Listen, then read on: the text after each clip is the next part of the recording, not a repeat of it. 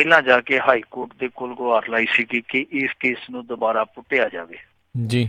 ਫਿਰ high court ਨੇ ਉਹਦੀ ਉਸ ਪਟੀਸ਼ਨ ਨੂੰ ਰੱਦ ਕਰ ਦਿੱਤਾ ਤੇ ਇਹ ਉਸ ਰੱਦ ਹੋਈ ਪਟੀਸ਼ਨ ਦੇ ਮਾਮਲੇ ਨੂੰ ਅੱਗੇ ਸੁਪਰੀਮ ਕੋਰਟ 'ਚ ਲੈ ਗਿਆ। ਜੀ। ਸੁਪਰੀਮ ਕੋਰਟ ਨੇ ਇਸ ਮਾਮਲੇ 'ਚ ਹਾਲੇ ਕੋਈ ਬਹੁਤਾ ਵੱਡਾ ਪੈਰ ਨਹੀਂ ਸੀ ਪੁੱਟਿਆ, ਯਾਨੀ ਸ਼ੁਰੂਆਤੀ ਸਟੇਜ ਸੀਗੀ, ਜੀ। ਯਾਨੀ ਇਸ ਮਾਮਲੇ ਨੂੰ ਹਾਲੇ ਲਿਸਟਡ ਹੀ ਕੀਤਾ ਸੀਗਾ। ਤਾਂ ਇਸ ਕਾਰਵਾਈ ਨੂੰ ਉਹਨਾਂ ਨੇ ਜ਼ੇਰੇ ਸੁਣਵਾਈ ਲਿਆਉਣਾ ਸੀਗਾ। ਤਾਂ ਉਸ ਤੋਂ ਪਹਿਲਾਂ ਹੀ ਮਹਾਤਮਾ ਗਾਂਧੀ ਦਾ ਪੋਤਰਾ ਜਿਹੜਾ ਤੁਸ਼ਾਰ ਗਾਂਧੀ ਉਹ ਉੱਥੇ ਪਹੁੰਚ ਗਿਆ। ਹੁਣ ਉਹਦੀ ਜ਼ਰਾ ਇਹ ਆ ਕਿ ਇਸ ਮਾਮਲੇ ਨੂੰ ਰੋਕਿਆ ਜਾਵੇ, ਇਹਨੂੰ ਅੱਗੇ ਨਾ ਤੋਰਿਆ ਜਾਵੇ। ਜਦ ਕਿ ਇਸ ਮਾਮਲੇ 'ਚ ਜਿਹੜੀ ਉੱਥੇ ਬੈਂਚ ਬੈਠੀ ਆ ਉਹਨਾਂ ਨੇ ਕਾਫੀ ਸਵਾਲ ਜਿਹੜੇ ਆ ਉਹ ਤੁਸ਼ਾਰ ਗਾਂਧੀ ਤੇ ਵੀ ਕੀਤੇ ਆ। ਹਾਲਾਂਕਿ ਤੁਸ਼ਾਰ ਗਾਂਧੀ ਦੀ ਜਿਹੜੀ ਵਕੀਲ ਆ ਬੀਬੀ ਜੈ ਸਿੰਘ, ਉਹ ਜੈ ਸਿੰਘਾਂ ਨੇ ਕਿਹਾ ਕਿ ਜੇ ਸਾਨੂੰ ਨੋਟਿਸ ਆਊਗਾ ਤੇ ਅਸੀਂ ਉਹਨਾਂ ਸਾਰੇ ਕਿੰਤੂ ਪਰੰਤੂਆਂ ਦਾ ਜਵਾਬ ਦੇਵਾਂਗੇ ਜੋ ਵੀ ਸਾਡੇ ਤੇ ਸਵਾਲ ਖੜੇ ਹੋਏ ਆ।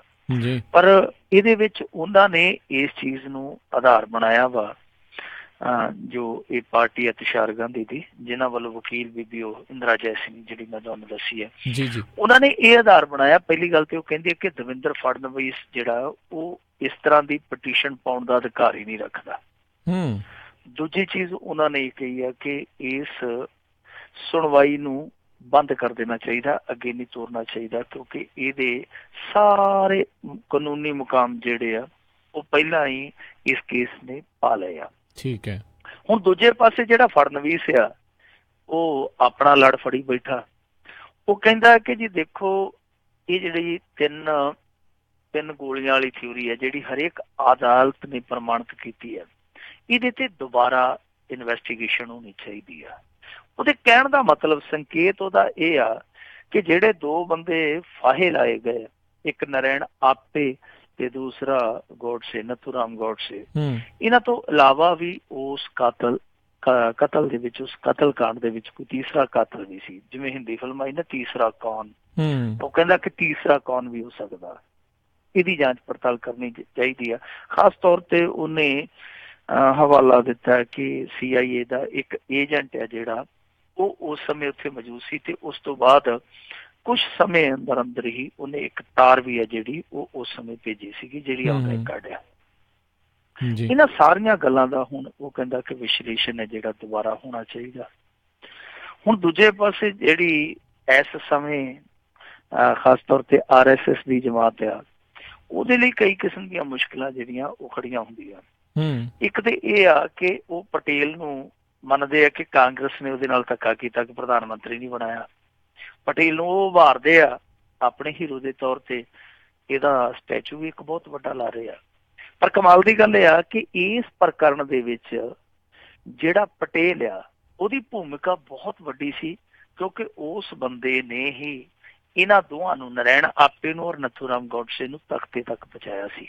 ਕਿਉਂਕਿ ਗਾਂਧੀ ਦਾ ਪਰਿਵਾਰ ਉਹ ਕਹਿੰਦਾ ਸੀਗਾ ਕਿ ਅਸੀਂ ਤੇ ਬਈ ਸ਼ਾਂਤੀ ਪਸੰਦ ਲੋਕ ਆ, ਅਸੀਂ ਇਹਨਾਂ ਨੂੰ ਸਜ਼ਾ ਦਿਵਾਉਣ ਦੇ ਹੱਕ 'ਚ ਨਹੀਂ। ਪਰ ਪਟੇਲ ਇਹਨਾਂ ਨੂੰ ਫਾਂਸੀ ਤੋਂ ਘੱਟ ਦੀ ਕੋਈ ਸਜ਼ਾ ਦਿਵਾਉਣ ਦੇ ਹੱਕ 'ਚ ਹੀ ਨਹੀਂ ਸੀ। ਪਰ ਇਹ ਕਮਾਲ ਦੀ ਗੱਲ ਆ ਕਿ ਇਹ ਪਟੇਲ ਨੂੰ ਹੁਣ ਕਾਂਗਰਸ ਦੇ ਹੱਥਾਂ 'ਚੋਂ ਖੋ ਕੇ ਆਪਣੇ ਵੱਲ ਕਰਦੇ ਆ। ਦੂਜੀ ਗੱਲ ਇਹ ਆ ਕਿ ਜਿਹੜਾ ਗੋਪਾਲ ਗੋਡਸੇ ਸੀਗਾ, ਨਥੂਰਾਮ ਗੋਡਸੇ ਦਾ ਭਰਾ, ਜਦੋਂ ਉਹ ਆਇਆ ਉਹਦੀ ਵੀ ਇਹਨਾਂ ਨੇ ਖਾਤਰਦਾਰੀ ਪੂਰੀ ਕੀਤੀ ਸੀ। ਤੇ ਕਦੇ ਕਦੇ ਜਦੋਂ ਲੋੜ 'ਚ ਹੋਣ ਨਥੂਰਾਮ ਗੋਡਸੇ ਨੂੰ ਵੀ ਆਪਣਾ ਕਹਿ ਜਾਂਦੇ ਆ।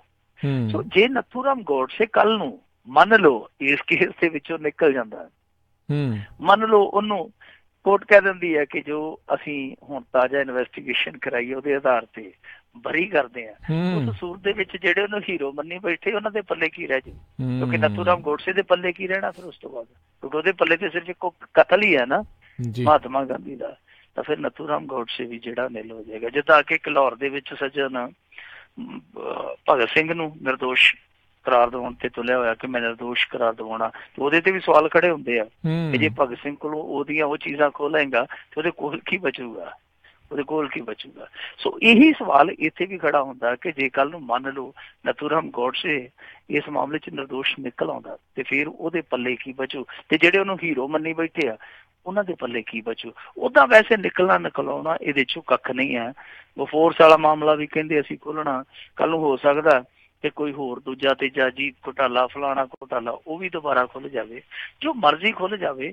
ਬਹੁਤੇ ਤੱਥ ਹੈ ਜਿਹੜੇ ਉਹ ਹੁਣ ਉਹਨਾਂ ਦੀਆਂ ਕੜੀਆਂ ਮੇਰੇ ਖਿਆਲ ਦੇ ਨਾਲ ਜੁੜਨੀਆਂ ਜਿਹੜੀਆਂ ਬੜੀਆਂ ਮੁਸ਼ਕਿਲ ਆ, ਪਰ ਫਿਰ ਵੀ ਪਾਣੀ 'ਚ ਮਧਾਣੀ ਪਈ ਰਵੇ, ਕਿਸੇ ਦਾ ਕੁਛ ਨਹੀਂ ਜਾਂਦਾ। ਚਲੋ ਇਹਨੇ ਨਾਲ ਕਿਸੇ ਦਾ ਜੀ ਤੇ ਲੱਗਿਆ ਰਹਿੰਦਾ, ਸਮਾਂ ਪਾਸ ਤੇ ਹੁੰਦਾ। ਸੋ ਘੱਟੋ ਘੱਟ ਪਾਣੀ 'ਚ ਮਧਾਣੀ ਹੈ ਜਿਹੜੀ ਉਹ ਆਵਾਜ਼ ਤੇ ਕਰੂਗੀ, ਪਾਣੀ 'ਚ ਮਧਾਣੀ ਚੱਲਦੀ ਰਹੂਗੀ। ਜੀ ਜੀ, ਬਿਜਲੀ ਵੀ ਪਾਣੀ 'ਚ ਮਧਾਣੀ ਨਾਲ ਹੀ ਆ ਰਹੀ ਆ। ਤੇ ਅਗਲੀ ਆਪਾਂ ਮਿੰਟੂ ਜੀ ਗੱਲ ਕਰੀਏ, ਜੰਤਰ ਮੰਤਰ ਤੇ ਧਰਨਾ ਦੇ ਰਹੇ ਸਾਬਕਾ ਫੌਜੀਆਂ ਦਾ ਕਹਿੰਦੇ ਤੰਬੂ ਪੱਟ ਛੱਡਿਆ। ਇਹ ਤੇ ਜੰਤਰ ਮੰਤਰ ਤੇ ਬੈਠੇ ਫੌਜੀਆਂ ਦੇ ਨਾਲ ਛੜਯੰਤਰ ਵਾਲੀ ਗੱਲ ਆ ਨਾ ਜੀ, ਜਿਹਦੇ ਛੜਯੰਤਰ ਰਚਿਆ ਗਿਆ। ਦੇਖੋ ਦੇਸ਼ ਦੇ ਜਿਹੜੇ ਰਾਖੇ ਆ, ਜੇ ਉਹ ਜੰਤਰ ਮੰਤਰ ਤੇ ਜਾ ਕੇ ਰੋਸ ਪ੍ਰਦਰਸ਼ਨ ਕਰਨ, ਮੁਜ਼ਾਹਰਾ ਕਰਨ, ਸਭ ਤੋਂ ਵੱਡੀ ਤੇ ਸ਼ਰਮ ਮੇਰੇ ਖਿਆਲ ਦੇ ਨਾਲ ਇਸ ਦੇਸ਼ ਲਈ ਇਹੋ ਹੀ ਆ। ਔਰ ਜੇ ਉਹ ਉਸ ਪ੍ਰਧਾਨ ਮੰਤਰੀ ਦੇ ਰਾਜ ਦੇ ਵਿੱਚ ਪਿਛਲੇ 4 ਸਾਲਾਂ ਤੋਂ, ਤਕਰੀਬਨ 4 ਸਾਲਾਂ ਤੋਂ ਕਰ ਰਹੇ ਹੋਣ, ਇਹ ਉਸ ਤੋਂ ਵੀ ਵੱਡੀ ਸ਼ਰਮ ਵਾਲੀ ਗੱਲ ਹੈ, ਕਿਉਂਕਿ ਪੌਣੇ 4 ਸਾਲ ਤੇ ਲਗਭਗ ਹੋ ਚੱਲੇ ਆ ਨਾ ਹੁਣ। ਇਹ ਉਹੀ ਪ੍ਰਧਾਨ ਮੰਤਰੀ ਹੈ ਜਿਹਨੇ ਹਿਮਾਚਲ ਦੇ ਵਿੱਚ ਖੜ ਕੇ ਉਸ ਸਮੇਂ 1 ਰੈਂਕ 1 ਪੈਨਸ਼ਨ ਵਾਲਾ ਵਾਅਦਾ ਕੀਤਾ ਸੀਗਾ, ਜਿਸ ਸਮੇਂ ਇਹ ਪ੍ਰਧਾਨ ਮੰਤਰੀ ਬਣਿਆ ਨਹੀਂ ਸੀ, ਬਲਕਿ ਪ੍ਰਧਾਨ ਮੰਤਰੀ ਬਣਨ ਦਾ ਦਾਅਵੇਦਾਰ ਸੀ। ਆਇਆ ਸੱਤਾ ਦੇ ਵਿੱਚ, ਮੁੜ ਕੇ ਮੁੱਕਰ ਗਿਆ। ਫਿਰ ਇਹਨਾਂ ਨੇ ਬਹੁਤ ਵੱਡਾ ਪ੍ਰਦਰਸ਼ਨ ਕੀਤਾ, ਫੌਜੀਆਂ ਨੇ ਥੋੜੀ ਜਿਹੀ ਮੰਗ ਮੰਨ ਲਈ, ਥੋੜਾ ਜਿਹਾ ਲਾਰਾ ਲਾ ਦਿੱਤਾ। ਫਿਰ ਉਹ ਇੱਕ ਸੂਬੇਦਾਰ ਸੀਗਾ ਜਿਹੜਾ ਜ਼ਹਿਰ ਪੀ ਗਿਆ ਸੀ, ਤੁਹਾਨੂੰ ਯਾਦ ਹੋਣਾ, ਜਿਹਨੂੰ ਮੁੜ ਕੇ ਕੇਜਰੀਵਾਲ ਨੇ ਸ਼ਹੀਦ ਕਰਾਰ ਦੇ ਦਿੱਤਾ, ਉਹਨੂੰ ਇਹਨੇ ਮੁਆਵਜ਼ਾ ਦੇਣ ਦਾ ਐਲਾਨ ਕਰ ਦਿੱਤਾ। ਉਹਦੇ ਤੋਂ ਵੀ ਸਿਆਸਤ ਬੜੀ ਪੱਕ ਆਈ ਸੀਗੇ। ਸੋ ਉਦੋਂ ਬਾਅਦ ਫਿਰ ਥੋੜੀ ਬਹੁਤ ਇਹਨਾਂ ਨੇ 1 ਰੈਂਕ 1 ਪੈਨਸ਼ਨ ਯੋਜਨਾ ਸੀਗੀ ਜਿਹੜੀ ਉਹ ਲਾਗੂ ਕੀਤੀ, ਪਰ ਉਹ ਲੂਲੀ ਲੰਗੜੀ ਲਾਗੂ ਕੀਤੀ ਹੈ, ਪੂਰਨ ਤੌਰ ਤੇ ਨਹੀਂ। ਸੋ ਇਸੇ ਕਰਕੇ ਜਿਹੜੇ ਉਹ ਫੌਜੀ ਸੀਗੇ, ਸਾਬਕਾ ਫੌਜੀ, ਉਹ ਉੱਥੇ ਮੈਦਾਨ 'ਚ ਡਟੇ ਹੋਏ ਆ। ਹੁਣ ਸਮੱਸਿਆ ਕੀ ਹੋਈ ਆ ਕਿ ਕੱਲ ਸ਼ਾਮੀ ਉਹਨਾਂ ਦੇ ਜਿਹੜੇ ਉੱਥੇ ਤੰਬੂ ਸੀਗੇ ਉਹ ਉਖਾੜ ਦਿੱਤੇ ਗਏ, ਉੱਥੋਂ ਉਹ ਧੱਕੇ ਗਏ। ਤੇ ਕਮਾਲ ਦੀ ਗੱਲ ਹੈ ਕਿ ਜਿਸ ਵੇਲੇ ਇਹ ਸਾਰੀ ਕਾਰਵਾਈ ਅਮਲ ਦੇ ਵਿੱਚ ਲਿਆਂਦੀ ਗਈ, ਉਸ ਸਮੇਂ ਸਾਬਕਾ ਫੌਜੀ ਅਧਿਕਾਰੀਆਂ ਦੀਆਂ ਕੁਝ ਬੀਵੀਆਂ ਵੀ ਉਹਨਾਂ ਤੰਬੂਆਂ ਦੇ ਅੰਦਰ ਸੀ। ਉਹਨਾਂ ਨੇ ਵੀ ਇੱਧਰ ਉੱਧਰ ਹੋ ਕੇ ਚਲੋ ਆਸਾ ਪਾਸਾ ਕਰ ਲਿਆ, ਪਰ ਉਹ ਸਾਰਾ ਕੁਛ ਜਿਹੜਾ ਉੱਥੋਂ ਦਿੱਲੀ ਪੁਲਿਸ ਪੁੱਟ ਕੇ ਲੈ ਗਈ। ਦਿੱਲੀ ਪੁਲਿਸ ਨੂੰ ਪੁੱਛਿਆ, ਉਹ ਕਹਿੰਦੇ ਜੀ ਕਿ ਦੇਖੋ ਸਾਨੂੰ ਤੇ ਨੈਸ਼ਨਲ ਗ੍ਰੀਨ ਟ੍ਰਿਬਿਊਨਲ ਦੇ ਹੁਕਮ ਹੋਏ ਆ, ਤੁਸੀਂ ਜਾਂ ਤੇ ਉਹਨਾਂ ਦੇ ਨਾਲ ਗੱਲ ਕਰ ਲਓ, ਜਾਂ ਤੁਸੀਂ ਕਿਸੇ ਅਦਾਲਤ ਤੋਂ ਹੁਕਮ ਲੈ ਆਓ, ਅਸੀਂ ਤੁਹਾਨੂੰ ਇੱਥੇ ਤੰਬੂ ਦੁਬਾਰਾ ਲਾ ਦਿੰਦੇ, ਫਿਰ ਹੋਰ ਕੀ ਆ। ਪਰ ਜੋ ਮਰਜ਼ੀ ਆ, ਇੱਥੇ ਦੇਖੋ ਸਭ ਤੋਂ ਵੱਡਾ ਸਵਾਲ ਖੜਾ ਹੁੰਦਾ ਨੈਸ਼ਨਲ ਗ੍ਰੀਨ ਟ੍ਰਿਬਿਊਨਲ ਦੇ ਕੰਮਾਂ ਤੇ। ਨੈਸ਼ਨਲ ਗ੍ਰੀਨ ਟ੍ਰਿਬਿਊਨਲ ਜੇ ਪਰਾਲੀ ਦਾ ਮੁੱਦਾ ਚੁੱਕਦਾ, ਸਖਤਾਈ ਕਰਦਾ, ਤੇ ਅਸੀਂ ਭਾਵੇਂ ਆਪਣੇ ਤੋਂ ਗਾਲਾਂ ਵੀ ਖਾਂਦੇ ਤੇ ਅਸੀਂ ਕਹਿੰਦੇ ਚਲੋ ਚੰਗਾ ਹੈ, ਕੋਈ ਗੱਲ ਨਹੀਂ ਹੈ, ਕਿਉਂਕਿ ਇਹ ਸਾਡੇ ਚੁਗਿਰਦੇ ਦਾ ਸਵਾਲ ਆ।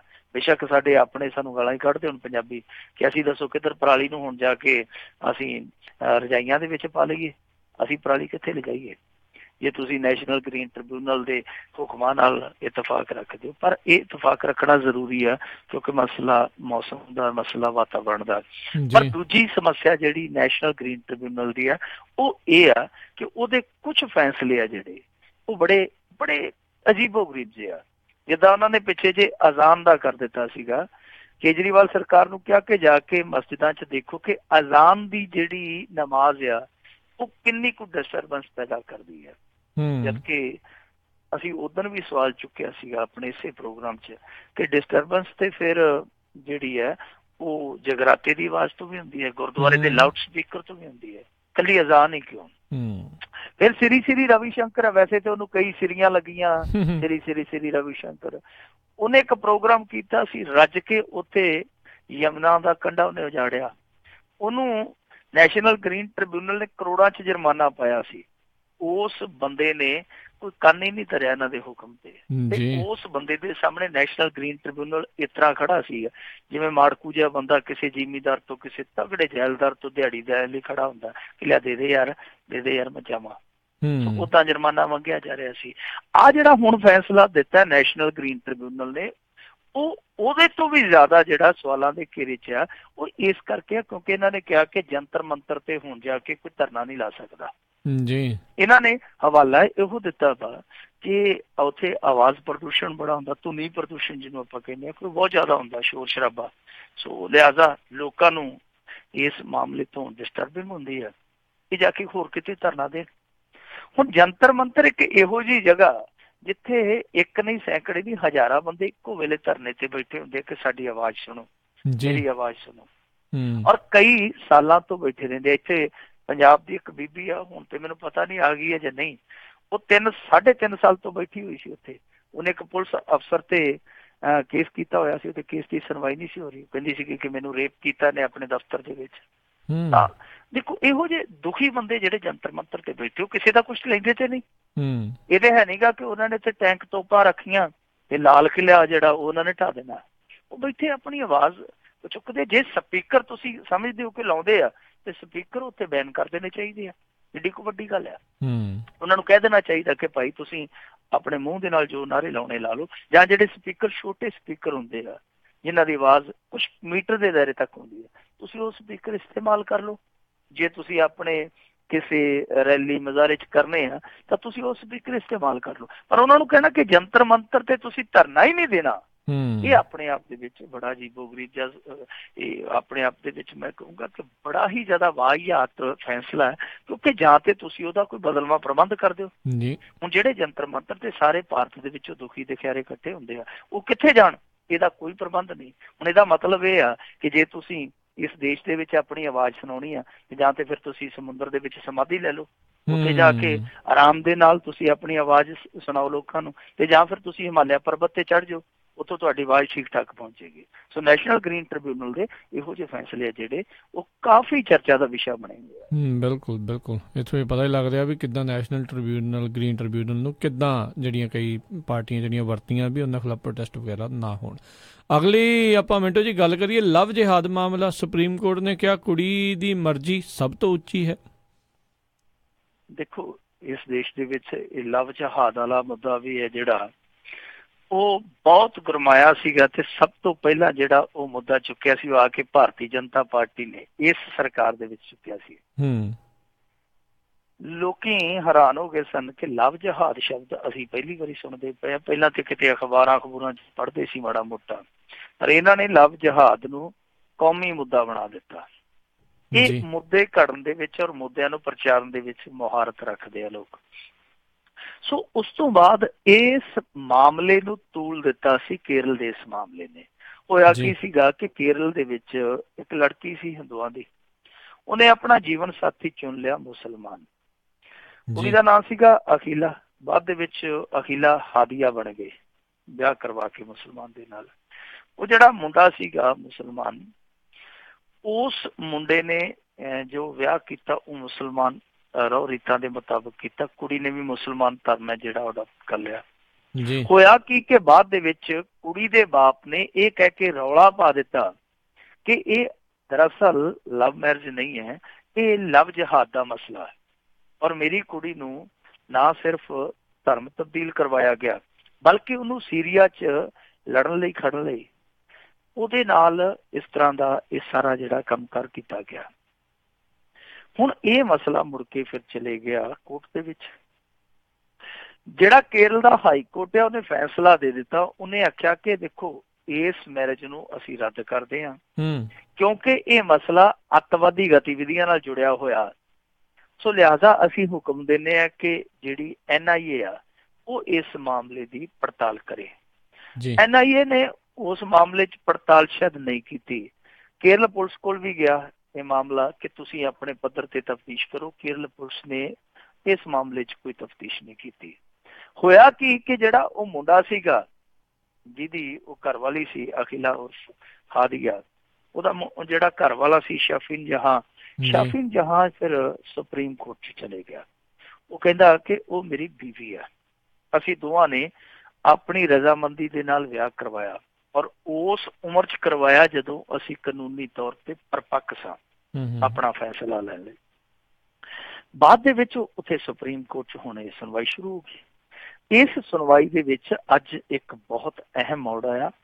ਮੋੜ ਇਹ ਆਇਆ ਕਿ ਸੁਪਰੀਮ ਕੋਰਟ ਨੇ ਸਾਫ਼ ਕਰ ਦਿੱਤਾ। ਉਹ ਕਹਿੰਦੇ ਕਿ ਦੇਖੋ ਕੁੜੀ ਦੀ ਮਰਜ਼ੀ ਜਿਹੜੀ ਹੈ ਉਹ ਸਭ ਤੋਂ ਉੱਚੀ ਮੰਨੀ ਜਾਏਗੀ ਇਸ ਮਾਮਲੇ 'ਚ ਜੀ। ਔਰ ਦੂਜੀ ਚੀਜ਼, ਕਿਉਂਕਿ ਕੁੜੀ ਦੇ ਬਾਪ ਨੇ ਕਿਹਾ ਕਿ ਦੇਖੋ ਜਿਹੜੀ ਕੁੜੀ ਦੀ ਸਟੇਟਮੈਂਟ ਹੋਣੀ ਹੈ ਉਹ ਕਿਸੇ ਬੰਦ ਕਮਰੇ 'ਚ ਦਰਜ ਕਰਵਾਈ ਜਾਵੇ, ਬੰਦ ਕਮਰੇ 'ਚ ਰਿਕਾਰਡ ਕੀਤੀ ਜਾਵੇ ਔਰ ਕੈਮਰਿਆਂ ਦੇ ਸਾਹਮਣੇ ਰਿਕਾਰਡ ਕਰ ਲਈ ਜਾਵੇ। ਅਦਾਲਤ ਨੇ ਆਖਿਆ ਇਸ ਤਰ੍ਹਾਂ ਨਹੀਂ ਚੱਲਣਾ। ਜਿੱਦਾਂ ਆਮ ਬੰਦਾ ਆ ਕੇ ਆਪਣੀ ਸਟੇਟਮੈਂਟ ਦਰਜ ਕਰਵਾਉਂਦਾ ਹੈ, ਤੁਹਾਡੀ ਕੁੜੀ ਨੂੰ ਸਟੇਟਮੈਂਟ ਉਦਾਂ ਹੀ ਦਰਜ ਕਰਵਾਉਣੀ ਪਏਗੀ।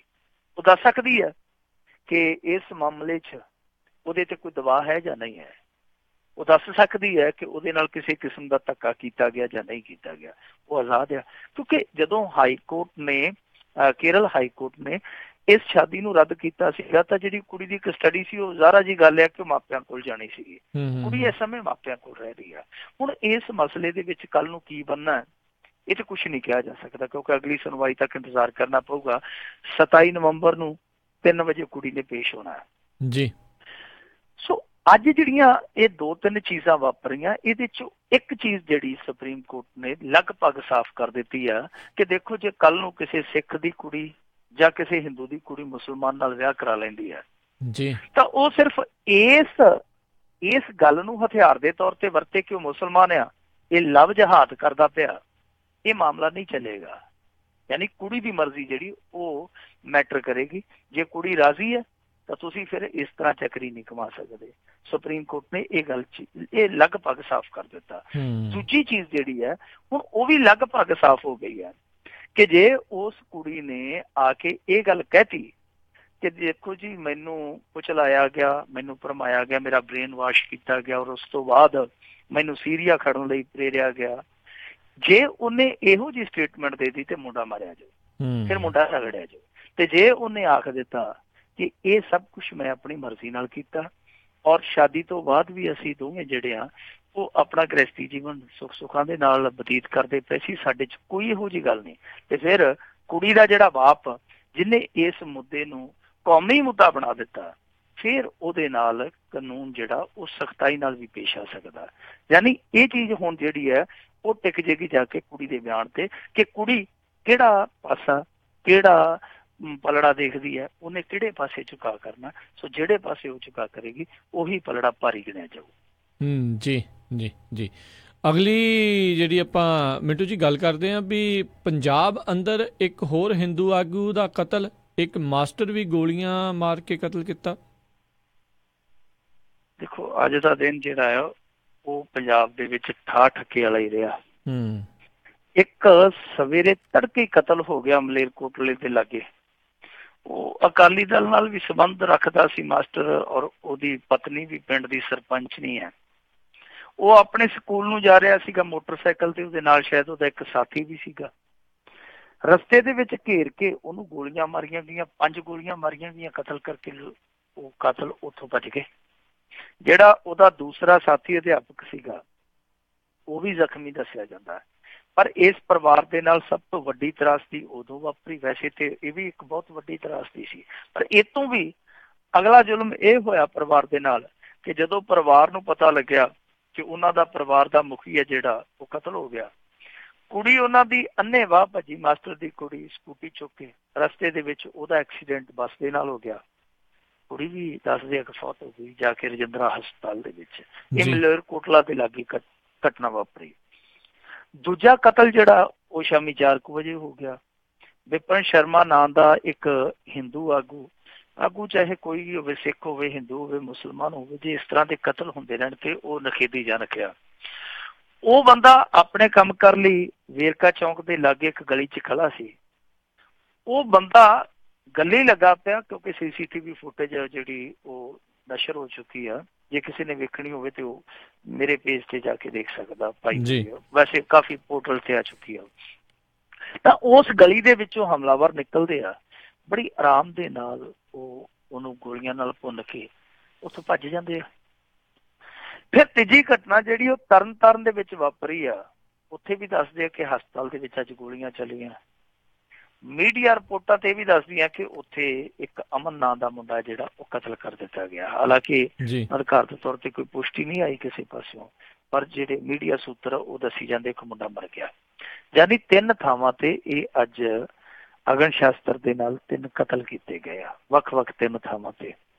ਔਰ 3 ਥਾਵਾਂ ਦੇ ਵਿੱਚੋਂ ਹਾਲੇ ਤੱਕ ਕਿਸੇ ਪਾਸਿਓਂ ਵੀ ਇਸ ਕਿਸਮ ਦੀ ਕੋਈ ਰਿਪੋਰਟ ਨਹੀਂ ਆਈ ਕਿ ਕੋਈ ਗ੍ਰਿਫਤਾਰੀ ਹੋ ਗਈ ਹੋਵੇ।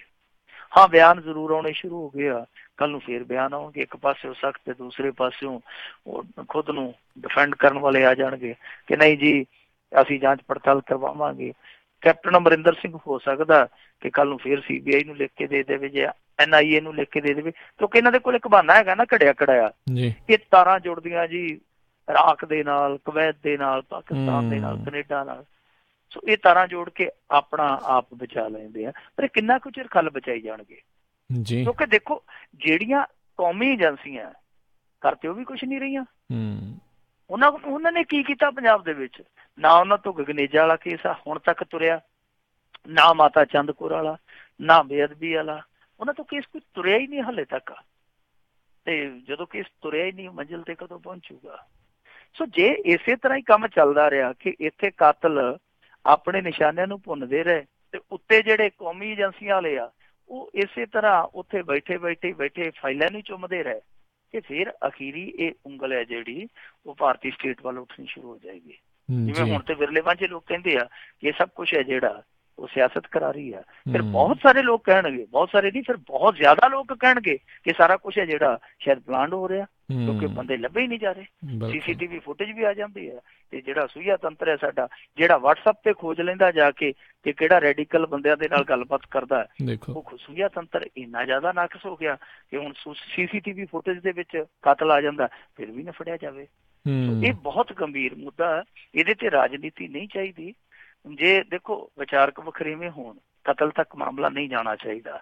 ਚਾਹੇ ਕੋਈ ਵੀ ਸਿਆਸੀ ਤਨਜ਼ੀਮ ਆ, ਚਾਹੇ ਕੋਈ ਵੀ ਧਾਰਮਿਕ ਤਨਜ਼ੀਮ ਆ, ਉਹਦਾ ਬੰਦਾ ਨਹੀਂ ਮਾਰਨਾ ਚਾਹੀਦਾ। ਪਰ ਇੱਥੇ ਲਗਾਤਾਰ ਕਤਲ ਹੋ ਰਿਹਾ, ਕੋਈ ਤਨਜ਼ੀਮ ਬਚਦੀ ਨਹੀਂ ਪਈ। ਪ੍ਰੇਮੀਆਂ ਦੇ ਵੀ ਕਤਲ ਹੋ ਰਹੇ ਆ, ਨਾਮਧਾਰੀਆਂ ਦਾ ਵੀ ਹੋ ਗਿਆ, ਹਿੰਦੂਆਂ ਦੇ ਵੀ ਹੋ ਗਏ, ਪਾਦਰੀਆਂ ਦੇ ਵੀ ਹੋ ਗਏ, ਸਿੱਖਾਂ ਦੇ ਵੀ ਇਸ ਤਰ੍ਹਾਂ ਦੇ ਹਮਲੇ ਆ ਜਿਹੜੇ ਹੋਏ, ਸਿੱਖਾਂ ਦੇ ਵੀ, ਸਿੱਖ ਜਥੇਬੰਦੀਆਂ ਦੇ ਵੀ। ਇਹ ਸਾਰੀਆਂ ਚੀਜ਼ਾਂ ਜਿਹੜੀਆਂ ਵਾਪਰਦੀਆਂ ਪਈਆਂ, ਬਹੁਤ ਜ਼ਿਆਦਾ ਚਿੰਤਾਜਨਕ ਮਸਲਾ ਹੈ। ਇਹਨਾਂ ਮਸਲਿਆਂ ਤੇ ਐਕਸ਼ਨ ਲੈਣ ਦੀ ਜ਼ਰੂਰਤ ਆ।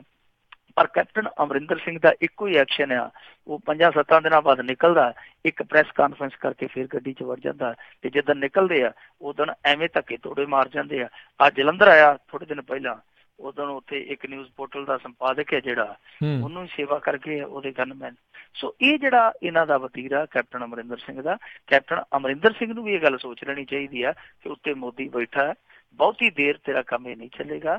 ਕੱਲ ਨੂੰ ਜੇ ਤੈਨੂੰ ਉਹਨਾਂ ਨੇ ਫਸਾਉਣਾ ਹੋਇਆ ਤੇ ਫਿਰ ਭਾਰਤ ਦਾ ਸਿਆਸੀ ਇਤਿਹਾਸ ਇਹ ਵੀ ਕਹਿੰਦਾ ਕਿ ਇੱਥੇ ਤੇ ਬਿਨਾਂ ਕਿਸੇ ਗੱਲ ਤੋਂ ਸਰਕਾਰਾਂ ਜਿਹੜੀਆਂ ਟੰਗ ਦਿੱਤੀਆਂ ਜਾਂਦੀਆਂ, ਤੇ ਫਿਰ ਤੇਰੇ ਰਾਜ ਦੇ ਵਿੱਚ ਤੇ ਸੁੱਖ ਨਾਲ ਠੱਕਾ ਬਹੁਤ ਹੋਣ ਡਿਆ, ਉਹਨੇ ਕੋਈ ਬਹਾਨਾ ਬਣ ਜਾਣਾ। ਜੀ ਜੀ। ਅਗਲੀ ਆਪਾਂ ਮਿੰਟੂ ਜੀ ਗੱਲ ਕਰੀਏ, ਦਿਆਲ ਸਿੰਘ ਕੋਲਿਆਂ ਵਾਲੀ ਦਾ ਮੁੰਡਾ ਹਸਪਤਾਲ ਤੋਂ ਘਰ ਪਹੁੰਚ ਗਿਆ, ਪੁਲਿਸ ਵਾਲਿਆਂ ਨੂੰ ਸੁੱਝ ਨਹੀਂ ਰਿਹਾ ਹੁਣ ਕੋਈ ਜਵਾਬ। ਦੇਖੋ ਪੁਲਿਸ ਵਾਲਿਆਂ ਨੂੰ ਜਵਾਬ ਸੁਝਣਾ ਵੀ ਨਹੀਂ ਇਸ ਮਾਮਲੇ 'ਚ, ਕਿਉਂਕਿ ਜਵਾਬ ਤੇ ਦਿਆਲ ਸਿੰਘ ਕੋਲਿਆਂ ਵਾਲੀ ਨੂੰ ਨਹੀਂ ਸੁਝਦਾ ਪਿਆ ਕਿ ਕੀ ਬਣਦਾ ਪਿਆ, ਉਹਨੂੰ ਵੀ ਕੋਈ ਜਵਾਬ ਨਹੀਂ ਸੁਝਣ ਡਿਆ। ਹਾਲਾਤ ਜਦੋਂ ਬਦਲਦੇ ਆ, ਜਵਾਬ ਫਿਰ ਜਿਹੜੇ ਆ ਨਾ ਉਹ ਮੌਨ ਹੋ ਜਾਂਦੇ ਆ ਜੀ। ਇਹ ਦੇਖੋ ਜਿਹੜੀ ਲੜਾਈ ਹੋਈ, ਇਸ ਲੜਾਈ ਦੇ ਵਿੱਚ ਮੈਂ ਸ਼ੁਰੂ ਤੋਂ ਤੁਹਾਨੂੰ ਦੱਸਿਆ ਕਿ ਜਾਇਜ਼ ਨਜਾਇਜ਼ ਦੋਨਾਂ ਪਾਰਟੀਆਂ ਨੇ ਕੀਤਾ। ਨਾ ਢਿੱਲੋਂ ਉਹਨਾਂ ਨੇ ਕੀਤੀ, ਨਾ ਉਹਨਾਂ ਨੇ ਕੀਤੀ। ਕੇਸ ਦੇ ਵਿੱਚ ਨਜਾਇਜ਼ ਬੰਦੇ ਲਿਖਾਉਣ ਵਾਲੀ ਨਾ ਢਿੱਲੋਂ ਉਹਨਾਂ ਨੇ ਕੀਤੀ, ਨਾ ਉਹਨਾਂ ਨੇ ਕੀਤੀ ਹੈ। ਕੋਈ ਕਸਰ ਦੋਨਾਂ ਨੇ ਨਹੀਂ ਛੱਡੀ। ਪਰ ਹੋਇਆ ਕੀ ਆ ਕਿ ਜਿਹੜਾ ਦਿਆਲ ਸਿੰਘ ਦਾ ਮੁੰਡਾ ਪਰਮਿੰਦਰ ਸਿੰਘ ਕੋਲਿਆਂ ਵਾਲੇ ਦਾ, ਜਿਹਦੀ ਲੱਤ ਤੇ ਫ੍ਰੈਕਚਰ ਹੋਇਆ ਸੀਗਾ, ਉਹ ਅਚਨਚੇਤੀ ਸ਼ਨੀਵਾਰ ਛੁੱਟੀ ਲੈ ਕੇ ਆਪਣੇ ਘਰ ਪਹੁੰਚ ਜਾਂਦਾ। ਹੁਣ ਘਰੇ ਹੀ ਬੈਠਾ ਜਾਂ ਆਸੇ ਪਾਸੇ ਕਿਤੇ ਹੋ ਗਿਆ ਤਾਂ ਕੁਛ ਕਿਹਾ ਨਹੀਂ ਜਾ ਸਕਦਾ। ਪਰ ਯਾਨੀ ਜੇ ਆਪਾਂ ਹਸਪਤਾਲ ਚੋਂ ਕਵਾਂਗੇ ਕਿ ਮਰੀਜ਼ ਚਲੇ ਗਿਆ ਤੇ ਇਹੋ ਹੀ ਕਵਾਂਗੇ ਕਿ ਛੁੱਟੀ ਲੈ ਕੇ ਘਰ ਨੂੰ ਚਲਾ ਗਿਆ, ਪਰ ਸ਼ਨੀਵਾਰ ਚਲੇ ਗਿਆ ਜੀ। ਔਰ ਕਮਾਲ ਦੇਖੋ ਕਿ ਉੱਥੇ ਅੱਜ ਵੱਡੇ ਬਾਦਲ ਸਾਹਿਬ ਵੀ ਮੈਕਸ ਹਸਪਤਾਲ 'ਚ ਪਹੁੰਚ ਗਏ। ਪਤਾ ਨਹੀਂ ਉਹ ਪਤਾ ਲੈਣ ਪਹੁੰਚੇ ਸੀ। ਜਦੋਂ ਪੱਤਰਕਾਰਾਂ ਨੇ ਪੁੱਛਿਆ ਕਿ ਕਿੱਧਰ ਫਿਰਦੇ ਬਾਦਲ ਸਾਹਿਬ, ਉਹ ਕਾਕਾ ਮੈਂ ਤੇ ਢੂਈ ਦਾ ਦਰਦ ਜਿਹਾ ਦਿਖਾਉਣ ਆਇਆ ਸੀ ਇੱਥੇ। ਪਤਾ ਨਹੀਂ ਹੁਣ ਕਿ ਉਹਨਾਂ ਨੇ ਬਾਦਲ ਪਿੰਡ ਵੀ ਦੱਸਿਆ ਜਾਂ ਨਹੀਂ ਦੱਸਿਆ। ਬਾਦਲ ਸਾਹਿਬ ਜ਼ਰੂਰ ਆਏ, ਸ਼ਾਇਦ ਆਪਣਾ ਕੋਈ ਚੈੱਕਅਪ ਕਰਾਉਣ ਆਏ ਹੋਣ, ਪਰ ਲੋਕੀ ਕਹਿੰਦੇ ਆ ਨਹੀਂ ਉਹ ਕਾਕੇ ਦਾ ਪਤਾ ਲੈਣ ਆਈ ਤੇ ਕਾਕਾ ਤੇ ਉੱਥੋਂ ਪਹਿਲੇ ਪਟਾਕਾ ਪਾ ਗਿਆ। ਦੂਜੀ ਚੀਜ਼ ਜਿਹੜੀ ਆ ਕਿ ਉੱਥੇ ਜਿਹੜੇ ਹਸਪਤਾਲ ਦੇ ਡਾਕਟਰ ਆ, ਉਹਨਾਂ ਨੇ ਅੱਜ ਇਹ ਗੱਲ ਜ਼ਰੂਰ ਕਹੀ, ਉਹਨਾਂ ਆਖਿਆ ਕਿ ਦੇਖੋ ਬਹੁਤੀ ਸੱਟ ਵੀ ਹੈ ਨਹੀਂ ਸੀ, ਮੁੰਡਾ ਰਿਸ਼ਟ ਪੁਸ਼ਟ ਆ। ਅਸੀਂ ਉਹਨੂੰ ਕਿਹਾ ਸੀਗਾ ਕਿ 15 ਦਿਨਾਂ ਦਾ ਭਾਈ ਪਰਹੇਜ਼ ਹੈ ਤੇਰਾ, 15 ਦਿਨਾਂ ਤੋਂ ਬਾਅਦ ਪਵਿੱਤਰ ਆ ਸਰੀ, ਕਹਿੰਦੇ ਸੱਟ ਕੋਈ ਬਹੁਤੀ ਨਹੀਂ ਸੀ। ਹੁਣ ਜਿਹੜਾ ਪ੍ਰਚਾਰ ਕੀਤਾ ਜਾ ਰਿਹਾ ਸੀ ਕਿ ਜੀ ਉਹਦੀਆਂ ਲੱਤਾਂ ਤੋੜ ਦਿੱਤੀਆਂ ਗਈਆਂ, ਜਵਾੜਾ ਤੋੜ ਦਿੱਤਾ ਗਿਆ, ਇਹ ਵੀ ਅੱਜ ਗੱਲ ਸਾਫ਼ ਹੋ ਗਈ ਕਿ ਸੱਟ ਕੋਈ ਬਹੁਤੀ ਜ਼ਿਆਦਾ ਨਹੀਂ, ਮੇਜਰ ਇੰਜਰੀ ਜਿਹੜੀ ਆ ਕੋਈ ਨਹੀਂ ਸੀਗੀ। ਫ੍ਰੈਕਚਰ ਸੀ, ਫ੍ਰੈਕਚਰ ਜ਼ਰੂਰ ਆ, ਪਰ ਜੋ ਪ੍ਰਚਾਰਿਆ ਜਾ ਰਿਹਾ ਸੀਗਾ ਕਿ ਉਹਦੀਆਂ ਲੱਤਾਂ ਤੋੜ ਦਿੱਤੀਆਂ ਗਈਆਂ, ਐਸੀ ਕੋਈ ਗੱਲ ਨਹੀਂ, ਕਿਉਂਕਿ ਡਾਕਟਰਾਂ ਨੇ ਖੁਦ ਇਹ ਔਨ ਰਿਕਾਰਡ ਗੱਲ ਕਹੀ ਆ ਇਹ ਜੀ ਉਹ ਮੁੰਡਾ ਰਿਸ਼ਟ ਪੁਸ਼ਟ ਆ, ਛੁੱਟੀ ਲੈਣੀ ਉਹਨਾਂ ਨੇ ਕਿਹਾ ਸੀਗਾ ਕਿ ਅਸੀਂ ਘਰੇ ਜਾਣਾ, ਅਸੀਂ ਕਹਿ ਕੇ ਜਾਓ ਭਾਈ 10-15 ਦਿਨ ਆਪਦੀ ਰੈਸਟ ਕਰ ਲਿਓ। ਸੋ ਦੂਜੀ ਚੀਜ਼ ਜਿਹੜੀ ਇਸ ਮਾਮਲੇ 'ਚ ਦਿਲਚਸਪ ਆ ਉਹ ਇਹ ਆ, ਪਰਮਿੰਦਰ ਸਿੰਘ ਕੋਲਿਆਂ ਵਾਲੀ ਤੇ ਕਿਉਂਕਿ 307 ਦਾ ਪਰਚਾ ਦਰਜ ਆ, 307 ਦਾ ਪਰਚਾ ਜਾਇਜ਼ ਹੋਵੇ ਨਜਾਇਜ਼ ਹੋਵੇ ਉਹ ਗੱਲ ਵੱਖਰੀ ਆ। ਜਦੋਂ ਪਰਚਾ ਦਰਜ ਹੋ ਗਿਆ ਉਹਨੂੰ ਉੱਥੋਂ ਪੁਲਿਸ ਵਾਲੇ ਨਿਕਲ ਨਹੀਂ ਸੀ ਦੇਣਾ ਚਾਹੀਦਾ ਉਹਨਾਂ ਨੂੰ, ਕਿਉਂਕਿ ਇਹ ਜਿਹੜਾ ਬੰਦਾ FIR ਦੇ ਵਿੱਚ ਨਾਮਜ਼ਦ ਹੋ ਜਾਂਦਾ ਹੈ, ਚਾਹੇ ਉਹ ਹਸਪਤਾਲ ਦੇ ਵਿੱਚ ਜੇਰੇ ਇਲਾਜ ਹੈ ਜੀ, ਉਹਨੂੰ ਪੁਲਿਸ ਉੱਥੇ ਪਏ ਨੂੰ ਹੀ ਕਸਟਡੀ 'ਚ ਲੈ ਲੈਂਦੀ ਆ ਜਿਹਦੇ ਤੇ ਮਾਮਲਾ ਦਰਜ ਹੋ ਜਾਂਦਾ। ਮਸਲਨ ਹੁਣ ਜਿਹੜਾ ਇਸ ਧੜੇ ਦਾ ਇੱਕ ਗੁਰਮੀਤ ਸਿੰਘ ਨਾਂ ਦਾ ਨੌਜਵਾਨ ਫਰੀਦਕੋਟ ਦੇ ਵਿੱਚ ਦਾਖਲ ਆ, ਉਹਦੇ ਤੇ ਗਰਦ ਲੱਗੀ ਹੋਈ ਆ। ਹੁਣ ਕਮਾਲ ਦੀ ਗੱਲ ਹੈ ਕਿ ਜਿਹੜਾ ਕਾਂਗਰਸੀ ਜ਼ਖਮੀ ਹੈ ਉਹ ਤੇ ਪੁਲਿਸ ਹਿਰਾਸਤ 'ਚ ਆ, ਜਿਹੜਾ ਕਾਲੀ ਸੀਗਾ ਜਿਹਦੇ ਤੇ ਪਰਚਾ ਦਰਜ ਹੋਇਆ ਕਾਲੀ ਉੱਥੋਂ ਮੈਕਸ ਹਸਪਤਾਲ ਦੇ ਵਿੱਚੋਂ ਛੁੱਟੀ ਲੈ ਕੇ ਆ ਗਿਆ, ਪਤਾ ਵੀ ਨਹੀਂ ਲੱਗਿਆ। ਹੁਣ ਪੁਲਿਸ ਵਾਲਿਆਂ ਕੋਲ ਜਵਾਬ ਹੈ ਨਹੀਂ। ਪੁਲਿਸ ਵਾਲਿਆਂ ਨੂੰ ਪੱਤਰਕਾਰਾਂ ਨੇ ਪੁੱਛਿਆ ਕਿ ਭਾਈ ਤੁਸੀਂ ਗਾਰਦ ਕਿਉਂ ਨਹੀਂ ਲਾਈ, ਤੇ ਮੁਕਤਸਰ ਵਾਲੇ ਕਹਿੰਦੇ ਜੀ ਉਹ ਤੇ ਬਠਿੰਡੇ ਵਾਲਾ ਲਾਉਣੀ ਸੀ, ਤੇ ਬਠਿੰਡੇ ਵਾਲਿਆਂ ਨੂੰ ਪੁੱਛਿਆ ਉਹ ਕਹਿੰਦੇ ਜੀ ਸਾਨੂੰ ਮੁਕਤਸਰ ਵਾਲਿਆਂ ਨੇ ਦੱਸਿਆ ਹੀ ਨਹੀਂ। ਜਿਹੜਾ SSP ਹੈ ਮੁਕਤਸਰ ਵਾਲਾ ਉਹ ਕਹਿਣ ਡਿਆ ਜੀ, ਕਹਿੰਦਾ ਜੀ ਮੇਰੇ ਅਧਿਕਾਰ ਖੇਤਰ ਦਾ ਸਵਾਲ ਹੀ ਹੈ ਨਹੀਂਗਾ, ਤੁਸੀਂ ਜਾ ਕੇ ਹੇਠਲਿਆਂ ਨੂੰ ਪੁੱਛੋ। ਹੇਠਲੇ ਕਹਿੰਦੇ ਆ ਜੀ ਕਿ ਅਸੀਂ ਕੁਛ ਕਹਿਣ ਦੀ ਸਥਿਤੀ ਦੇ ਵਿੱਚ ਹੀ ਹੈ ਨਹੀਂ। ਸੋ ਇਹ ਮਾਮਲਾ ਇੱਕ ਵਾਰ ਫੇਰ ਗੁੰਝਲਦਾਰ ਜਿਹਾ ਹੋ ਗਿਆ। ਉਂਝ ਜਥੇਦਾਰ ਦਿਆਲ ਸਿੰਘ ਕੋਲਿਆਂ ਵਾਲੀ ਹੈ ਜਿਹੜਾ, ਉਹ ਵੀ ਆਸੇ ਪਾਸੇ ਫਿਰਦਾ, ਮੁੰਡਾ ਵੀ ਉੱਥੋਂ ਇੱਕ ਤਰ੍ਹਾਂ ਨਾਲ ਖਿਸਕਿਆ ਹੀ ਆ, ਕਿਉਂਕਿ ਇਹਨਾਂ ਪਿਓ ਪੁੱਤਰਾਂ ਨੂੰ ਲੱਗ ਗਿਆ ਸੀ ਪਤਾ ਕਿ ਹੋ ਸਕਦਾ ਜਿਹੜਾ ਕਾਂਗਰਸ ਧੜਾ ਉਹ ਆਪਣੀ ਗ੍ਰਿਫਤਾਰੀ ਦਾ ਸਟੇ ਕਰਵਾ ਲਵੇ ਜਾਂ ਇਨਕੁਆਰੀ ਲਵਾ ਕੇ ਆਪਣਾ ਬਚਾਅ ਕਰਾ ਲਵੇ, ਤੇ ਜਿਹੜਾ ਸਾਡੇ ਤੇ ਕੇਸ ਪਿਆ ਉਸ ਕੇਸ ਦੇ ਵਿੱਚ ਫੜ ਕੇ ਸਾਨੂੰ ਅੰਦਰ ਸੁੱਟ ਦੇਣਾ। ਸੋ ਇਸ ਕਰਕੇ ਇਹਨਾਂ ਨੇ ਆਪਣਾ ਟਾਲਾ ਕੀਤਾ। ਸੋ ਇਹ ਟਾਲਾ ਕਿੰਨਾ ਕੁ ਦਿਨ ਬਰਕਰਾਰ ਰਹਿੰਦਾ ਇਹ ਹੁਣ ਪੁਲਿਸ ਤੇ ਡਿਪੈਂਡ ਕਰਦਾ। ਜੀ ਜੀ ਅਗਲੀ ਆਪਾਂ ਮਿੰਟੂ ਜੀ ਗੱਲ ਕਰੀਏ, ਬਿਜਲੀ ਦਰਾਂ ਦੇ ਵਾਧੇ ਵਿੱਚ ਘਿਰੀ ਕਾਂਗਰਸ ਸਰਕਾਰ ਨੂੰ ਡਿਫੈਂਡ ਕਰਨ ਲਈ ਜਾਖੜ ਆਪ ਸਵਾਲਾਂ ਦੇ ਵਿੱਚ ਘਿਰ ਗਏ। ਦੇਖੋ ਜਾਖੜ ਸਾਹਿਬ ਵਾਹਿਦ ਕਾਂਗਰਸੀ ਨੇਤਾ ਆ ਜਿਨ੍ਹਾਂ ਨੇ ਬਿਜਲੀ ਦੇ ਮੁੱਦੇ ਤੇ ਔਰ ਜਿਹੜਾ ਕਥਿਤ ਅਨਾਜ ਘੁਟਾਲਾ ਸੀ ਉਸ ਮੁੱਦੇ ਤੇ ਬਹੁਤ ਰਾਜਨੀਤੀ ਕੀਤੀ। ਇਹਨਾਂ ਨੇ ਪੱਕੀਆਂ 2-3 ਫਾਈਲਾਂ ਜਿਹੜੀਆਂ ਉਹ ਕੱਚ 'ਚ ਫਸਾਈਆਂ ਹੋਈਆਂ ਸੀ। ਕਿਸੇ ਥਾਂ ਤੇ ਪ੍ਰੈਸ ਕਾਨਫਰੰਸ ਬਿਜਲੀ ਦੇ ਮੁੱਦੇ ਤੇ, ਕਿਸੇ ਥਾਂ ਤੇ ਪ੍ਰੈਸ ਕਾਨਫਰੰਸ ਅਨਾਜ ਘੁਟਾਲੇ ਦੇ ਮੁੱਦੇ ਤੇ, ਇਹ ਏਦਾਂ ਕਰਦੇ ਸਨ ਪ੍ਰੈਸ ਕਾਨਫਰੰਸਾਂ। ਹੁਣ ਉਹੀ ਫਾਈਲਾਂ ਇਹਨਾਂ ਨੇ ਫੇਰ ਕੱਢ ਲਈਆਂ। ਫਾਈਲਾਂ ਉਹੀ ਆ ਪਰ ਐਤਕੀ ਥੋੜੇ ਜਿਹੇ ਤੇਵਰ ਬਦਲੇ ਹੋਏ ਆ, ਅੰਦਾਜ਼ੇ ਬਿਆਨ ਥੋੜਾ ਜਿਹਾ ਉਹ ਬਦਲ ਗਿਆ। ਅੱਗੇ ਜਦੋਂ ਪ੍ਰੈਸ ਕਾਨਫਰੰਸ ਕਰਿਆ ਕਰਦੇ ਸਨ ਤੇ ਕਰਿਆ ਕਰਦੇ ਸੀਗੇ ਕਿ ਦੇਖੋ ਜੀ ਇਹਨਾਂ ਨੇ ਜਿਹੜੇ ਨਿੱਜੀ ਥਰਮਲ ਲਾਏ ਆ ਇਹ ਤੇ ਨਿਹਰਾ ਲੁੱਟ ਦਾ ਸਾਧਨ ਆ, ਅਸੀਂ ਆਵਾਂਗੇ, ਅਸੀਂ ਇਹਨਾਂ ਦੇ ਸਮਝੌਤਿਆਂ ਦੀ ਸਮੀਖਿਆ ਕਰਾਂਗੇ ਔਰ ਜੇ ਸਾਨੂੰ ਲੱਗਿਆ ਕਿ ਕੁਛ ਗਲਤ ਹੈ ਤੇ ਅਸੀਂ ਇਹਨਾਂ ਸਮਝੌਤਿਆਂ ਨੂੰ ਰੱਦ ਕਰਾਂਗੇ। ਹੁਣ ਉਹ ਇਹ ਕਹਿ ਰਹੇ ਆ ਕਿ ਦੇਖੋ ਜੀ ਬਿਜਲੀ ਦਾ ਜਿਹੜਾ ਵਾਧਾ ਉਹ ਸਾਨੂੰ ਮਜਬੂਰੀ 'ਚ ਕਰਨਾ ਪਿਆ ਕਿਉਂਕਿ ਅਕਾਲੀ ਦਲ ਨੇ ਨਿੱਜੀ ਥਰਮਲਾਂ ਦੇ ਨਾਲ ਸਮਝੌਤੇ ਕੀਤੇ ਹੋਏ ਆ ਔਰ ਸਮਝੌਤਿਆਂ ਤਹਿਤ ਇਹਨਾਂ ਨੇ ਪਹਿਲਾਂ ਹੀ ਰੇਟ ਹੈ ਜਿਹੜੇ ਵਧਾਏ ਹੋਏ ਆ। ਤੇ ਕਮਾਲ ਦੀ ਗੱਲ ਆ, ਇਹ ਕਹਿੰਦੇ ਆ ਕਿ ਜੀ ਉਹਨਾਂ ਨੇ ਸਮਝੌਤੇ ਕੀਤੇ ਆ ਤੇ ਇੱਥੇ 2 ਸਾਲ ਤੋਂ ਪਿਛਲੇ 2-2.5 ਸਾਲ ਤੋਂ ਰੇਟ ਵਧੇ ਹੀ ਨਹੀਂ। ਜੇ ਸਮਝੌਤੇ ਕੀਤੇ ਆ ਤੇ ਉਹਨਾਂ ਨੇ ਰੇਟ ਕਿਉਂ ਨਹੀਂ ਵਧਾਏ? ਇਹ ਵੀ ਇੱਕ ਅਲੋਕਾਰੀ ਗੱਲ ਆ। ਤੇ ਜੇ ਉਹਨਾਂ ਨੇ ਨਾ ਵਧਾ ਕੇ ਕੰਮ ਸਾਰ ਲਿਆ ਫਿਰ ਇਹ ਵੀ ਸਾਰੀ ਜਾ ਸਕਦੇ ਸੀਗੇ। ਇਹ ਕਹਿੰਦੇ ਜੀ ਨਹੀਂ, ਪਾਵਰਕਾਮ ਤੇ ਬੋਝ ਬਹੁਤ ਪੈ ਗਿਆ ਸੀਗਾ ਇਸ ਕਰਕੇ ਇਹ ਵਧਾਉਣੇ ਜ਼ਰੂਰੀ ਸਨ ਜੀ। ਪਰ ਸਭ ਤੋਂ ਵੱਡਾ ਸਵਾਲ ਇੱਥੇ ਇਹ ਬਣਦਾ ਹੈ ਕਿ ਦੇਖੋ ਤੁਸੀਂ ਜਿਹੜੀ ਗੱਲ ਕਹੀ ਸੀਗੀ ਤੁਸੀਂ ਉਸ ਗੱਲ ਤੋਂ ਮੁੱਕਰਦੇ ਪਏ ਹੋ। ਇਹਨਾਂ ਨੇ ਇਹ ਗੱਲ ਕਹੀ ਸੀਗੀ ਕਿ ਅਸੀਂ ਇਹ ਸਮਝੌਤੇ ਜਿਹੜੇ ਰੱਦ ਕਰਾਂਗੇ। ਹੁਣ ਇਹ ਉਹਨਾਂ ਸਮਝੌਤਿਆਂ ਦੀ ਦੁਹਾਈ ਤੇ ਦੇਣ ਡਏ ਆ ਕਿ ਹਾਂਜੀ ਇਹ ਜਿਹੜੇ ਸਮਝੌਤੇ ਹੋਏ ਸਾਨੂੰ ਉਹਨਾਂ ਸਮਝੌਤਿਆਂ ਦੇ ਤਹਿਤ ਰੇਟਾਂ 'ਚ ਵਾਧਾ ਕਰਨਾ ਪੈ ਰਿਹਾ, ਪਰ ਹੁਣ ਸਮਝੌਤੇ ਤੋੜਨ ਵਾਲੀ ਗੱਲ ਨਹੀਂ ਕਰਦੇ ਪਏ। ਉਹ ਜ਼ਰੂਰਤ ਹੁਣ ਇਹਨਾਂ ਦੇ ਅੰਦਰੋਂ ਮਰ ਗਈ ਜਾਪਦੀ ਆ ਕਿਉਂਕਿ ਅੱਗੇ ਤਾਂ ਕਹਿੰਦੇ ਸਨ ਕਿ ਅਸੀਂ ਸਮਝੌਤੇ ਰੱਦ ਕਰ ਦਿਆਂਗੇ। ਹੁਣ ਤੁਹਾਡੇ ਕੋਲ ਅਧਿਕਾਰ ਆ ਤੇ ਤੁਸੀਂ ਸਮਝੌਤੇ ਰੱਦ ਕਰ ਸਕਦੇ ਹੋ। ਆਮ ਆਦਮੀ ਪਾਰਟੀ ਨੇ ਵੀ ਇਹੋ ਗੱਲ ਕਹੀ ਆ। ਉਹ ਕਹਿੰਦੇ ਆ ਕਿ ਜੇ ਉਹਨਾਂ ਨੇ ਸਮਝੌਤੇ ਕੀਤੇ ਤੁਸੀਂ ਰੱਦ ਕਰ ਦਿਓ, ਇਹਦੇ 'ਚ ਕਿਹੜਾ ਤੁਸੀਂ ਕੋਈ ਜੰਗ ਲੜਨਾ, ਇਹ ਤੇ ਤੁਹਾਡੇ ਅਧਿਕਾਰ ਖੇਤਰ ਦੀ ਗੱਲ ਹੈ। ਉਸ ਪਾਸੇ ਜਾਖੜ ਸਾਹਿਬ ਨਹੀਂ ਆਉਂਦੇ ਪਏ। ਦੂਜੀ ਚੀਜ਼ ਦੇਖੋ ਇਹ ਜਿਹੜੀ ਗੱਲ ਕਹਿੰਦੇ ਪਏ ਆ ਕਿ ਦੇਖੋ ਜੀ ਨਿੱਜੀ ਥਰਮਲ ਪਲਾਂਟਾਂ ਤੋਂ ਸਾਨੂੰ ਜਿਹੜੀ ਪਰ ਯੂਨਿਟ 5 ਰੁਪਏ 40 ਪੈਸੇ ਖਰੀਦਣੀ ਪੈ ਰਹੀ ਆ ਔਰ ਜੇ ਨਾ ਵੀ ਜ਼ਰੂਰਤ ਹੋਵੇ ਤੇ ਤਾਂ ਵੀ 1 ਰੁਪਏ 35 ਪੈਸੇ ਦੇ ਹਿਸਾਬ ਦੇ ਨਾਲ ਸਾਨੂੰ ਉਹਨਾਂ ਨੂੰ ਪੇ ਕਰਨੇ ਪੈਂਦੇ ਆ। ਮਸਲਨ ਜਿੱਦਾਂ ਹੁਣ ਸਿਆਲ ਆ ਗਿਆ, ਪਰਚੇਜ਼ਿੰਗ ਬੰਦ ਹੋ ਜਾਏਗੀ ਨਿੱਜੀ ਥਰਮਲਾਂ ਤੋਂ। ਜਾਖੜ ਸਾਹਿਬ ਦਾ ਕਹਿਣ ਦਾ ਭਾਵ ਇਹ ਆ ਕਿ ਜੇ ਅਸੀਂ ਬਿਜਲੀ ਨਹੀਂ ਵੀ ਖਰੀਦੇ ਤਾਂ ਵੀ ਸਾਨੂੰ ਜਿੰਨੀ ਉਹਨਾਂ ਦੀ ਪ੍ਰੋਡਕਸ਼ਨ ਆ, ਪ੍ਰੋਡਕਸ਼ਨ ਦੇ ਮੁਤਾਬਕ ਸਾਨੂੰ ਉਹ ₹1.35 ਪਰ ਯੂਨਿਟ ਦੇ ਹਿਸਾਬ ਦੇ ਨਾਲ ਪੇ ਕਰਨਾ ਪਵੇਗਾ। ਇਹਨਾਂ ਦੇ ਕਹਿਣ ਦਾ ਮਤਲਬ ਇਹ ਆ। ਤੇ ਫਿਰ ਜਦੋਂ ਇਹਨਾਂ ਨੂੰ ਹੁਣ ਪਤਾ ਲੱਗ ਗਿਆ ਕਿ ਇਹ ਸਾਰਾ ਕੁਝ ਇੰਨਾ ਗਲਤ ਆ ਕਿ ਜੇ ਪੰਜਾਬ ਇਹਨਾਂ ਨਿੱਜੀ ਥਰਮਲਾਂ ਤੋਂ ਬਿਜਲੀ ਨਹੀਂ ਵੀ ਖਰੀਦਦਾ ਤਾਂ ਵੀ ਉਹ ਪੰਜਾਬ ਦੀ ਜੇਬ ਲੁੱਟੀ ਜਾਂਦੇ ਆ। ਇਹ ਫਿਰ ਸਮਝੌਤੇ ਹਾਲੇ ਵੀ ਬਹਾਲ ਰੱਖੀ ਬੈਠੇ ਆ। ਇਹਦਾ ਮਤਲਬ ਆ ਕਿ ਇਹ ਉਹਨਾਂ ਦੀਆਂ ਨੀਤੀਆਂ ਨੂੰ ਰੱਦ ਨਹੀਂ ਕਰਦੇ ਪਏ, ਇਹ ਤੇ ਉਹਨਾਂ ਦੀਆਂ ਨੀਤੀਆਂ ਨੂੰ ਬਾਅਦ ਅੱਗੇ ਤੋਰਦੇ ਪਏ ਆ। ਬਿਲਕੁਲ। ਤੀਜੀ ਜਿਹੜੀ ਗੱਲ ਆ, ਜਦੋਂ ਤੁਸੀਂ ਆਪਣੇ ਆਪ ਮੰਨੀ ਜਾਂਦੇ ਹੋ ਕਿ ਨਿੱਜੀ ਥਰਮਲਾਂ ਤੋਂ ਜਿਹੜੀ ਸਾਨੂੰ ਪ੍ਰੋਡਕਸ਼ਨ ਕਾਸਟ ਪੈਂਦੀ ਹੈ ₹5.40 ਪਰ ਯੂਨਿਟ ਪੈਂਦੀ ਆ, ਇੱਕ ਪਾਸੇ ਤੁਸੀਂ ਕਰਲਾਈ ਜਾਂਦੇ ਹੋ ਕਿ ਕੋਲੇ ਦੀ ਖਦਾਨ ਆ ਜਿਹੜੀ ਜੀ ਉਹ ਲਾਟ ਹੋਈ ਸੀਗੀ, ਇਹ ਉੱਥੋਂ ਚੱਲਣ ਨਹੀਂ ਦਿੰਦੇ, ਕੋਲਾ ਸਪਲਾਈ ਨਹੀਂ ਚੱਲਣ ਦਿੰਦੇ, ਤਾਂ ਉਸ ਸੂਰਤ ਦੇ ਵਿੱਚ 300-400 ਕਰੋੜ ਰੁਪਏ ਦਾ ਇਸ ਕਰਕੇ ਘਾਟਾ ਪੈ ਜਾਂਦਾ ਕਿਉਂਕਿ ਨਿੱਜੀ ਫਰਮਾਂ ਤੋਂ ਕੋਲਾ ਖਰੀਦਣਾ ਪੈਂਦਾ।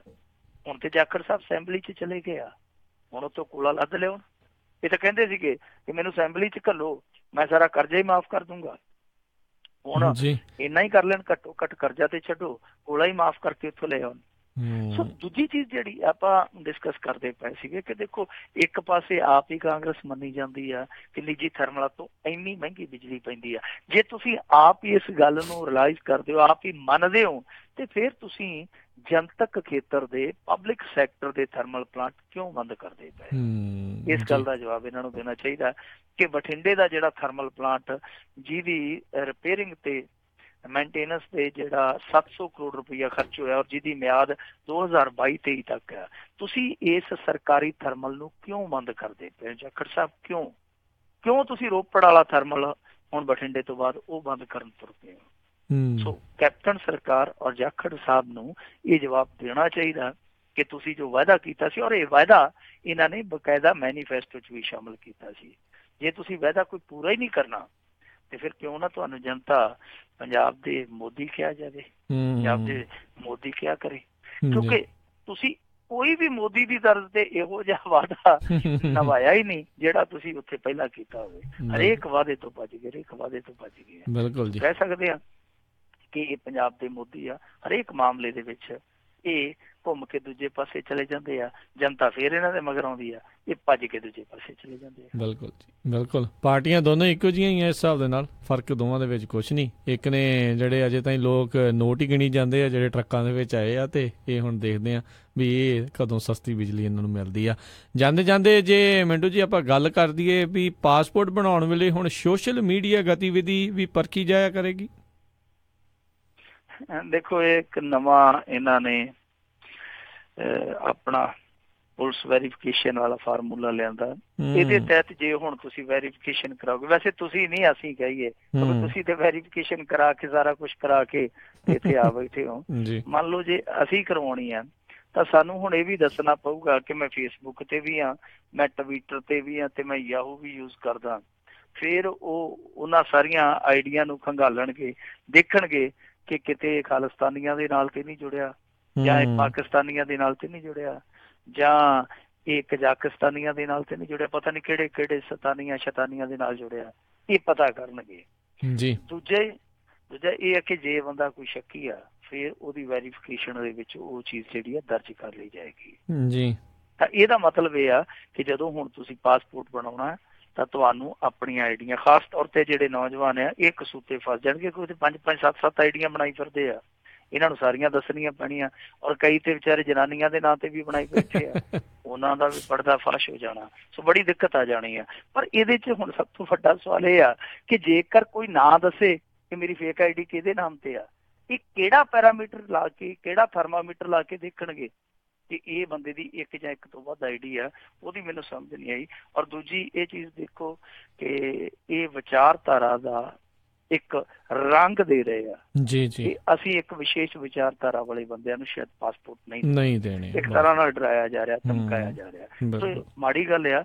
ਔਰ ਏਦਾਂ ਦਾ ਸਿਸਟਮ ਮੇਰੇ ਖਿਆਲ ਦੇ ਨਾਲ ਜੇ ਪੂਰੇ ਭਾਰਤ 'ਚ ਹੈ ਨਹੀਂ, ਇਕੱਲੇ ਪੰਜਾਬ 'ਚ ਆ, ਤਾਂ ਇਹ ਪੰਜਾਬ ਨੂੰ ਇਹ ਕਹਿੰਦੇ ਆ ਕਿ ਫਲਾਣਾ ਬਦਨਾਮ ਕਰਦਾ, ਫਲਾਣਾ ਬਦਨਾਮ ਕਰਦਾ, ਇਸ ਤਰ੍ਹਾਂ ਦੇ ਕੰਮ ਕਰਕੇ ਆਪ ਹੀ ਪੰਜਾਬ ਨੂੰ ਬਦਨਾਮ ਕਰੀ ਜਾਂਦੇ ਆ ਕਿ ਪੰਜਾਬ ਦੇ ਵਿੱਚ ਨੌਜਵਾਨ ਹੈ ਜਿਹੜੇ ਉਹ ਪੰਜਾਬ ਪੁਲਿਸ ਦੀ ਨਜ਼ਰ ਦੇ ਵਿੱਚ ਇੰਨੇ ਜ਼ਿਆਦਾ ਸ਼ੱਕੀ ਆ ਕਿ ਪਹਿਲਾਂ ਦੇਖਣਾ ਪੈਂਦਾ ਪਾਸਪੋਰਟ ਦੇਣ ਤੋਂ ਕਿ ਫੇਸਬੁੱਕ ਤੇ ਉਹਨਾਂ ਦੇ ਰਿਲੇਸ਼ਨ ਕਿਹਨਾਂ ਦੇ ਨਾਲ ਹੈ।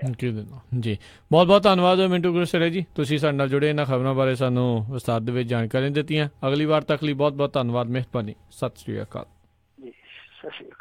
ਸੋ ਤੇ ਇੱਥੇ ਸਾਡਾ ਅੱਜ ਦਾ ਇਹ ਪ੍ਰੋਗਰਾਮ ਸਮਾਪਤ ਹੈ। ਮਿਲਾਂਗੇ ਅਗਲੇ ਬੁਲੇਟਿਨ 'ਚ, ਉਦੋਂ ਤੱਕ ਲਈ ਤੁਹਾਨੂੰ ਸਾਰਿਆਂ ਨੂੰ ਬਹੁਤ ਪਿਆਰ ਸਤਿਕਾਰ ਸਾਹਿਬ ਦੋਨੋਂ ਜੋੜ ਕੇ ਨਿੱਘੀ ਜਿਹੀ ਸਤਿ ਸ਼੍ਰੀ ਅਕਾਲ। ਜਿਉਂਦੇ ਵਾਸਤੇ ਰਹੋ, ਹੱਸਦੇ ਖੇਲਦੇ ਰਹੋ, ਸੁਣਦੇ ਰਹੋ ਪੰਜਾਬੀ ਰੇਡੀਓ USA।